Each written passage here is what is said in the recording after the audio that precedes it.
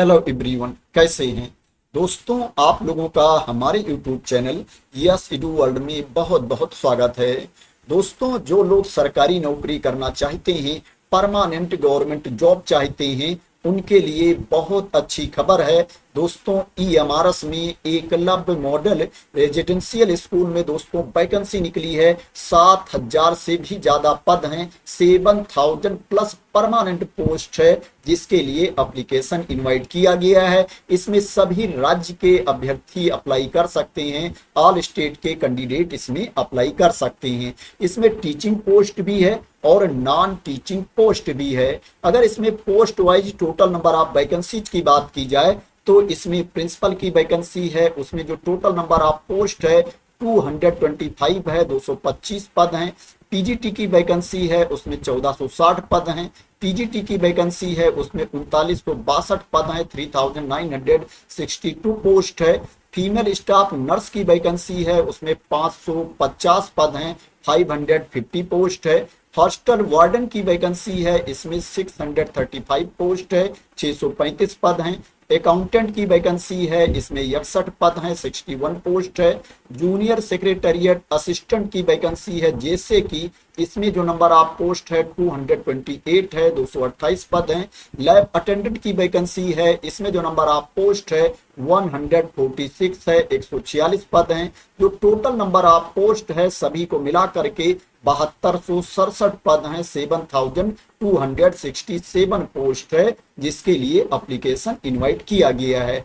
दोस्तों, मैं इस वीडियो में आप लोगों को शॉर्ट में इंफॉर्मेशन दे देता हूं, क्योंकि मैं बहुत ज़्यादा डिटेल में अगर डिस्क्राइब करूंगा तो वीडियो काफ़ी लंबी हो जाएगी। ये जो नोटिफिकेशन की पीडीएफ है 50 पेजेज की है, 50 पेजेज की ये पीडीएफ है। दोस्तों, मैं अलग अलग वीडियो बना करके टीचिंग पोस्ट के लिए अलग वीडियो बना करके और नॉन टीचिंग पोस्ट के लिए अलग वीडियो बना करके आप लोगों को इंफॉर्मेशन दे दूंगा। या दोस्तों, अगर मैं वीडियो नहीं बना पाया तो मैं आप लोगों को शॉर्ट में पूरी इंफॉर्मेशन दे देता हूं, अपने आप भी इसको देख सकते हैं। दोस्तों, अगर पोस्ट वाइज आप डिटेल्स में वैकेंसी के बारे में जानना चाहते हैं, देखना चाहते हैं, तो आप देख सकते हैं। यहाँ पर ये प्रिंसिपल की वैकेंसी की डिटेल्स दी गई है।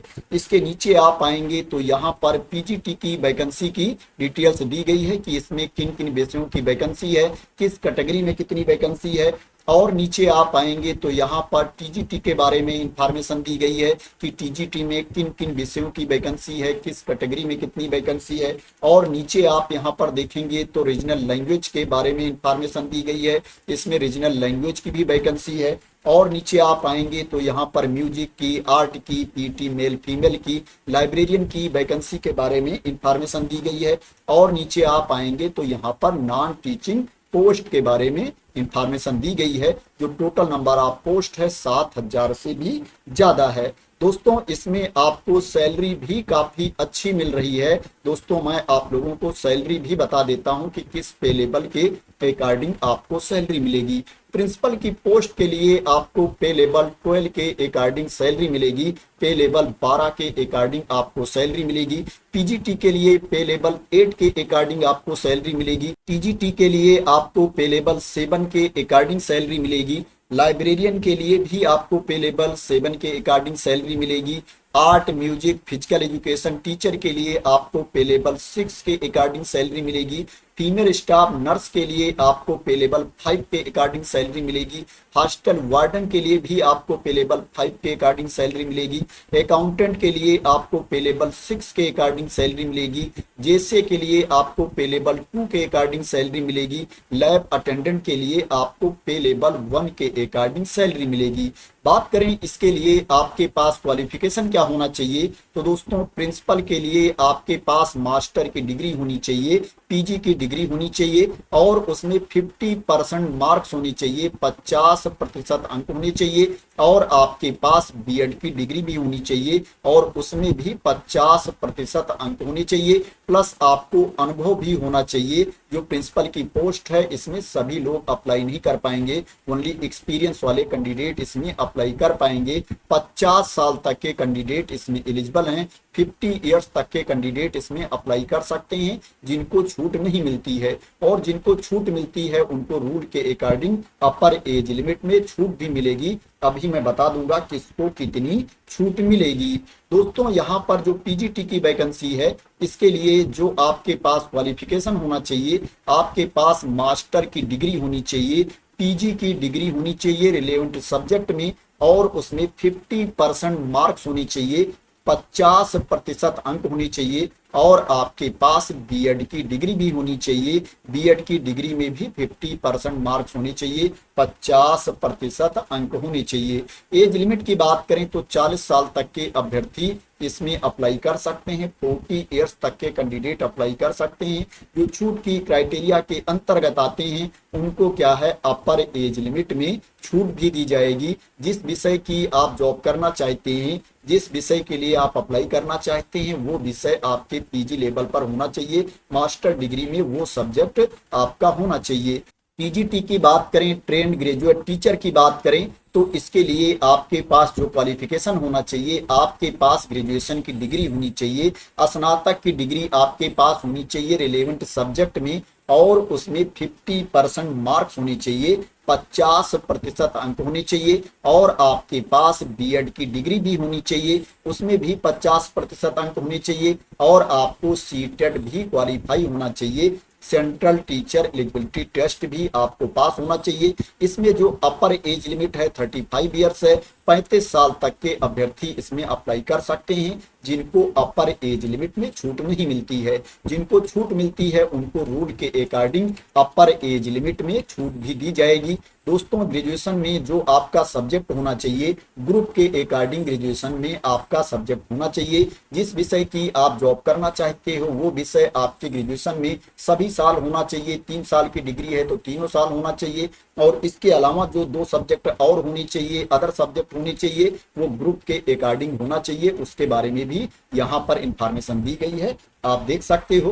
दोस्तों यहाँ पर जो टीजीटी कंप्यूटर साइंस की वैकेंसी है, उसके लिए जो आपके पास क्वालिफिकेशन होना चाहिए, आपके पास ग्रेजुएशन की डिग्री होनी चाहिए कंप्यूटर एप्लीकेशन में, बीसीए की डिग्री आपके पास होनी चाहिए, या ग्रेजुएशन की डिग्री आपके पास हो कंप्यूटर साइंस या आईटी में, या आपके पास बी या बीटेक की डिग्री हो कंप्यूटर साइंस या आईटी में, और उसमें 50% मार्क्स होने चाहिए, 50% अंक होने चाहिए। जो भी डिग्री आपके पास है उसमें 50% अंक होने चाहिए। यहाँ पर बीएड कंपलसरी नहीं किया गया है, लेकिन अगर आपका प्रमोशन होता है आगे चल करके पीजीटी में, तो वहां पर बीएड जरूरी होगा। इसका आपको ध्यान रखना है, यहाँ पर ये मेंशन कर दिया गया है। जो अपर एज लिमिट है 35 ईयर्स है। आर्ट टीचर के लिए जो आपके पास क्वालिफिकेशन होना चाहिए, आपके पास ग्रेजुएशन की डिग्री होनी चाहिए, बैचलर डिग्री आपके पास होनी चाहिए, ड्राइंग में एंड पेंटिंग में या ग्राफिक आर्ट में या फाइन आर्ट्स में या विजुअल आर्ट्स में आपके पास डिग्री होनी चाहिए, और क्या है उसमें 50% अंक होने चाहिए, 50% मार्क्स होने चाहिए। जो अपर एज लिमिट है 35 ईयर्स है। यहाँ पर जो म्यूजिक टीचर की वैकेंसी है, इसके लिए जो आपके पास क्वालिफिकेशन होना चाहिए, आपके पास ग्रेजुएशन की डिग्री होनी चाहिए म्यूजिक या परफॉर्मिंग आर्ट्स में, और उसमें 50% अंक होने चाहिए, 50% मार्क्स होने चाहिए। एज लिमिट 35 ईयर्स है। Physical education teacher male female की वैकेंसी है। इसके लिए जो आपके पास क्वालिफिकेशन होना चाहिए, आपके पास बैचलर डिग्री होनी चाहिए फिजिकल एजुकेशन में, स्नातक की डिग्री आपके पास होनी चाहिए फिजिकल एजुकेशन में, और उसमें 50% मार्क्स होनी चाहिए, 50% अंक होने चाहिए। आपके पास बीपीएड की डिग्री होनी चाहिए, और उसमें भी 50% अंक होने चाहिए। यहाँ पर अदर ऑप्शन भी दिया गया है। लाइब्रेरियन के लिए जो आपके पास क्वालिफिकेशन होना चाहिए, आपके पास ग्रेजुएशन की डिग्री होनी चाहिए, बैचलर डिग्री आपके पास होनी चाहिए लाइब्रेरी साइंस में, और उसमें 50% अंक होने चाहिए। या आपके पास बैचलर डिग्री हो लाइब्रेरी एंड इंफॉर्मेशन साइंस में, और उसमें 50% अंक होने चाहिए। या आपके पास integrated master of library and information science की डिग्री होनी चाहिए, और उसमें 50% मार्क्स होने चाहिए, 50% अंक होने चाहिए। जो अपर एज लिमिट है 35 ईयर्स है लाइब्रेरियन की पोस्ट के लिए भी, और जो फिजिकल एजुकेशन टीचर की पोस्ट है इसके लिए भी जो अपर एज लिमिट है 35 साल है। फीमेल स्टाफ नर्स की वैकेंसी है। इसके लिए जो आपके पास क्वालिफिकेशन होना चाहिए, बीएससी ऑनर्स नर्सिंग की डिग्री होनी चाहिए, या आपके पास रेगुलर कोर्स होना चाहिए बीएससी नर्सिंग का, या आपके पास पोस्ट बेसिक बीएससी नर्सिंग का कोर्स होना चाहिए, नर्सिंग की डिग्री होनी चाहिए, और आपको रजिस्टर्ड भी होना चाहिए नर्स के रूप में, नर्स मिडवाइफ आरएन या आरएम के रूप में रजिस्टर्ड होना चाहिए किसी भी स्टेट नर्सिंग काउंसिल के अंतर्गत, और आपको कम से कम 2.5 साल का अनुभव भी होना चाहिए, 2.5 years का एक्सपीरियंस आपको होना चाहिए 50 बेडेड हॉस्पिटल में काम करने का। हॉस्टल वार्डन की वैकेंसी है, इसके लिए जो आपके पास क्वालिफिकेशन होना चाहिए, आपके पास ग्रेजुएशन की डिग्री होनी चाहिए, स्नातक की डिग्री आपके पास होनी चाहिए। जो अपर एज लिमिट है 35 ईयर्स है हॉस्टल वार्डन के लिए भी और फीमेल स्टाफ नर्स के लिए भी। अकाउंटेंट की वैकेंसी है, इसके लिए जो आपके पास क्वालिफिकेशन होना चाहिए, आपके पास ग्रेजुएशन की डिग्री होनी चाहिए, बैचलर डिग्री आपके पास होनी चाहिए कॉमर्स में। यहाँ पर एक बात क्लियर कर दी गई है कि अगर आपके पास बैचलर डिग्री है बिजनेस एडमिनिस्ट्रेशन में, आपके पास बीबीए की डिग्री है तो आप एलिजिबल नहीं है, आपके पास स्नातक की डिग्री होनी चाहिए कॉमर्स में। जो अपर एज लिमिट है 30 ईयर्स है, 30 साल तक के कैंडिडेट अकाउंटेंट की पोस्ट के लिए अप्लाई कर सकते हैं। जैसे की वैकेंसी है जूनियर सेक्रेटरिएट असिस्टेंट की वैकेंसी है, इसके लिए जो आपके पास क्वालिफिकेशन होना चाहिए, आपको 12वीं पास होना चाहिए और आपको टाइपिंग भी आनी चाहिए, 12th की सर्टिफिकेट आपके पास होनी चाहिए और आपकी टाइपिंग स्पीड भी अच्छी होनी चाहिए। जो आपकी टाइपिंग स्पीड होनी चाहिए 35 वर्ड्स पर मिनट इंग्लिश में टाइपिंग स्पीड होनी चाहिए और 30 वर्ड्स पर मिनट आपकी हिंदी में टाइपिंग स्पीड होनी चाहिए। 30 ईयर्स तक के कैंडिडेट इस पोस्ट के लिए एलिजिबल हैं, 30 साल तक के अभ्यर्थी इस पोस्ट के लिए अप्लाई कर सकते हैं। लैब अटेंडेंट की वैकेंसी है, इसके लिए जो आपके पास क्वालिफिकेशन होना चाहिए, आपको 10वीं पास होना चाहिए, 10th की सर्टिफिकेट आपके पास होनी चाहिए और आपके पास डिप्लोमा होना चाहिए लेबोरेटरी टेक्निक में, किसी भी रिकॉग्नाइज्ड इंस्टीट्यूट बोर्ड से आपके पास डिप्लोमा होना चाहिए, या आपको 12वीं पास होना चाहिए विज्ञान वर्ग से, 12th क्लास आपको पास होना चाहिए साइंस स्ट्रीम से। इसमें जो अपर एज लिमिट है 30 ईयर्स है, 30 साल तक के अभ्यर्थी लैब अटेंडेंट की पोस्ट के लिए अप्लाई कर सकते हैं। जिनको अपर एज लिमिट में छूट नहीं मिलती है, जिनको छूट मिलती है उनको रूल के अकॉर्डिंग अपर एज लिमिट में छूट भी दी जाएगी। मैं बता देता हूं किसको कितनी छूट दी जाएगी। जो एससी कैटेगरी के कैंडिडेट हैं, एसटी कैटेगरी के कैंडिडेट हैं, उनको अपर एज लिमिट में 5 साल की छूट दी जाएगी, 5 ईयर्स की छूट दी जाएगी। और जो ओबीसी एनसीएल कैटेगरी के कैंडिडेट हैं, उनको अपर एज लिमिट में 3 साल की छूट दी जाएगी। और सभी कैटेगरी के महिला अभ्यर्थियों को, फीमेल कैंडिडेट को, अगर वो पीजीटी और टीजीटी की पोस्ट के लिए अप्लाई कर रही हैं तो 10 साल की छूट दी जाएगी अपर एज लिमिट में। ये जो 10 साल की छूट मिलेगी ओनली पीजीटी और टीजीटी की पोस्ट के लिए मिलेगी। अगर वो दूसरी पोस्ट के लिए अप्लाई कर रही हैं तो क्या है, उनको ये 10 साल वाली छूट नहीं मिलेगी।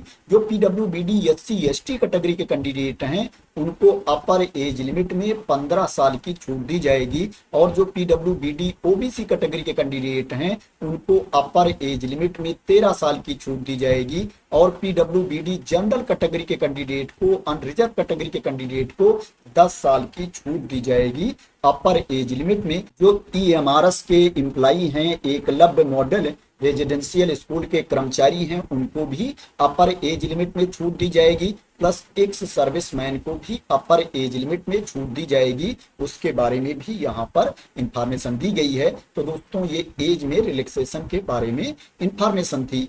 बात करें इसमें आपका सिलेक्शन कैसे होगा, सिलेक्शन का प्रोसेस क्या है, तो दोस्तों इसमें 2 टियर का एग्जाम होगा, टियर 1 एंड टियर 2 का एग्जाम होगा। और जो प्रिंसिपल की पोस्ट है उस पोस्ट के लिए इंटरव्यू भी होगा। और दोस्तों जो जीएसए की पोस्ट है उसके लिए स्किल टेस्ट लिया जाएगा। और इसके अलावा जो पोस्ट है उसमें 2 टियर का एग्जाम होगा, उसके बेसिस पर सिलेक्शन किया जाएगा। जो टियर 1 का एग्जाम है दोस्तों, उसके बेसिस पर कैंडिडेट को शॉर्टलिस्ट किया जाएगा टियर 2 एग्जाम के लिए। जो फाइनल मेरिट लिस्ट तैयार की जाएगी टियर 2 एग्जाम के बेसिस पर फाइनल मेरिट लिस्ट तैयार की जाएगी। दोस्तों जो प्रिंसिपल की पोस्ट के लिए मेरिट लिस्ट तैयार की जाएगी, टीयर 2 एग्जाम में जो अंक मिलेंगे कैंडिडेट को और जो इंटरव्यू में मार्क्स मिलेंगे उसके बेसिस पर मेरिट लिस्ट तैयार की जाएगी। 80% मार्क्स रिटन टेस्ट का कैलकुलेट किया जाएगा और 20% मार्क्स क्या है इंटरव्यू का कैलकुलेट किया जाएगा। इसमें निगेटिव मार्किंग भी होगी। जो निगेटिव मार्किंग है 1/3 मार्क्स की है। अगर आप किसी प्रश्न का गलत उत्तर देते हो तो एक गलत उत्तर के लिए 1/3 मार्क्स आपके काट लिए जाएंगे और एक सही उत्तर के लिए 1 अंक आपको दिया जाएगा। 1 क्वेश्चन 1 मार्क का होगा। अगर आप किसी प्रश्न का उत्तर नहीं देते हो, ब्लैंक छोड़ देते हो, तो उसके लिए आपके कोई अंक नहीं काटे जाएंगे। अगर आपने आंसर नहीं दिया है तो उसके लिए आपका मार्क डिडक्ट नहीं किया जाएगा। ये जो एग्जाम होगा ओमार बेस्ड टेस्ट होगा, ऑफलाइन मोड में एग्जाम होगा। तो दोस्तों ये शॉर्ट में एग्जाम के बारे में इंफॉर्मेशन थी। दोस्तों इसमें आपको फीस भी पे करनी पड़ेगी। मैं बता देता हूं किसको कितनी फीस पे करनी पड़ेगी। दोस्तों इसमें फीस थोड़ा ज्यादा ले रहे हैं। इसमें 2 तरह की फीस है, एप्लीकेशन फीस है और प्रोसेसिंग फीस है। जो महिला अभ्यर्थी हैं, एससी कैटेगरी के कैंडिडेट हैं, एसटी कैटेगरी के कैंडिडेट हैं, पीडब्ल्यूबीडी कैटेगरी के कैंडिडेट हैं, उनको एप्लीकेशन फीस से छूट दी गई है। उनको ओनली प्रोसेसिंग फीस ही पे करना है। और इसके अलावा जो कैंडिडेट हैं, जो अभ्यर्थी हैं, उनको एप्लीकेशन फीस और प्रोसेसिंग फीस दोनों पे करना है। प्रिंसिपल की पोस्ट के लिए 500 रुपए प्रोसेसिंग फीस है। पीजीटी टीजीटी की पोस्ट के लिए 500 रुपए प्रोसेसिंग फीस है और नॉन टीचिंग स्टाफ के लिए 500 रुपए प्रोसेसिंग फीस है। तो जिन कैंडिडेट को छूट मिल रही है उनको ओनली 500 रुपीज फीस पे करना है प्रत्येक पोस्ट के लिए। इसके अलावा दोस्तों जो अभ्यर्थी हैं उनको प्रिंसिपल की पोस्ट के लिए 2500 रुपए फीस पे करना है, क्योंकि इसमें एप्लीकेशन की फीस 2000 रुपए है। पीजीटी टीजीटी की पोस्ट के लिए जो एप्लीकेशन फीस है 1500 और प्रोसेसिंग फीस 500 रुपए है। इस पोस्ट के लिए 2000 रुपए फीस पे करना है। और नॉन टीचिंग स्टाफ के लिए जो एप्लीकेशन फीस है 1000 रुपए है और जो प्रोसेसिंग फीस है वो 500 रुपए है। तो नॉन टीचिंग स्टाफ के लिए 1500 रुपए फीस पे करना है। तो दोस्तों ये फीस के बारे में इंफॉर्मेशन थी। बात करें दोस्तों इसमें एप्लीकेशन की लास्ट डेट क्या है, आप कब तक अप्लाई कर सकते हैं। तो दोस्तों 23 अक्टूबर 2025 एप्लीकेशन की लास्ट डेट है। 23 अक्टूबर 2025 तक आप इसमें ऑनलाइन मोड में अप्लाई कर सकते हैं। दोस्तों जो अप्लाई करने का लिंक है उसको मैं अपने टेलीग्राम चैनल पर डाल दूंगा। दोस्तों उस लिंक को ओपन करके आप उस पेज पर जा करके रजिस्ट्रेशन कर सकते हैं और ऑनलाइन मोड में अप्लाई कर सकते हैं। दोस्तों अभी क्या है, वेबसाइट में इशू चल रहा है, बहुत ज्यादा कैंडिडेट वेबसाइट को विजिट कर रहे हैं, इसलिए दोस्तों क्या है वेबसाइट में प्रॉब्लम आ जा रही है, वेबसाइट नहीं चल रही है। नहीं मैं आप लोगों को लिंक दिखा देता। अगर वेबसाइट चल जाती है तो जब मैं दूसरी वीडियो बनाऊंगा तो उसमें आप लोगों को इंफॉर्मेशन दे दूंगा कि कैसे अप्लाई करना है। दोस्तों इसमें जो योग्यता निर्धारित करने की तिथि है, जो एलिजिबिलिटी चेक करने की कट ऑफ डेट है, वो एप्लीकेशन की लास्ट डेट है दोस्तों 23 अक्टूबर 2025 कट ऑफ डेट है, जिसके बेसिस पर एज चेक की जाएगी, एलिजिबिलिटी चेक की जाएगी। तो दोस्तों ये EMRS में वैकेंसी है, एकलव्य मॉडल रेजिडेंशियल स्कूल में भर्ती है, जो विज्ञापन जारी किया गया है NESTS के द्वारा विज्ञापन जारी किया गया है। National education society for tribal students के द्वारा एप्लीकेशन इनवाइट किया गया है। तो दोस्तों आशा करते हैं कि आपको इस वैकेंसी के बारे में क्लियरिटी मिल गई होगी और आप लोग मेरे द्वारा दी गई इंफॉर्मेशन से सेटिस्फाई होंगे। दोस्तों अगर आपको इस वैकेंसी के बारे में क्लियरिटी मिल गई हो और इसी तरह की इंपॉर्टेंट अपडेट चाहते हैं, इंफॉर्मेशन चाहते हैं, वैकेंसी की न्यूज चाहते हैं, तो आप लोग मेरे इस चैनल को सब्सक्राइब कर लेना अगर अभी तक सब्सक्राइब ना किया हो। तो थैंक यू सो मच दोस्तों फॉर वॉचिंग।